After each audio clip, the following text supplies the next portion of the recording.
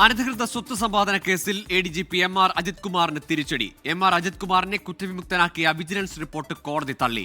Case Thiruvananthapuram vigilance പ്രത്യേക കോടതി നേരിട്ട് അന്വേഷിക്കും. അനധികൃത സ്വത്ത് സമ്പാദന കേസിൽ ADGP MR അജിത് കുമാറിനും സംസ്ഥാന സർക്കാരിനും ഒരുപോലെ തിരിച്ചടിയാണ് തിരുവനന്തപുരം വിജിലൻസ് പ്രത്യേക കോടതിയുടെ ഉത്തരവ്. വിജിലൻസിന്റെ റിപ്പോർട്ട് തള്ളിയ കോടതി കേസ് നേരിട്ട് അന്വേഷിക്കാൻ തീരുമാനമെടുക്കുകയായിരുന്നു. വിജിലൻസ് അന്വേഷണം കാര്യക്ഷമമല്ലെന്ന് ചൂണ്ടിക്കാട്ടിയാണ് കോടതി നടപടി.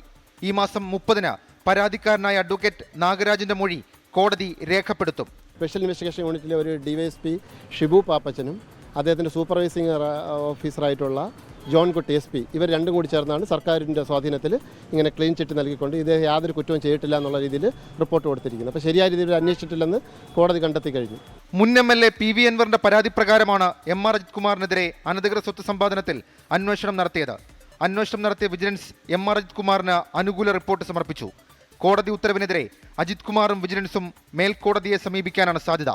24 തിരുവനന്തപുരം.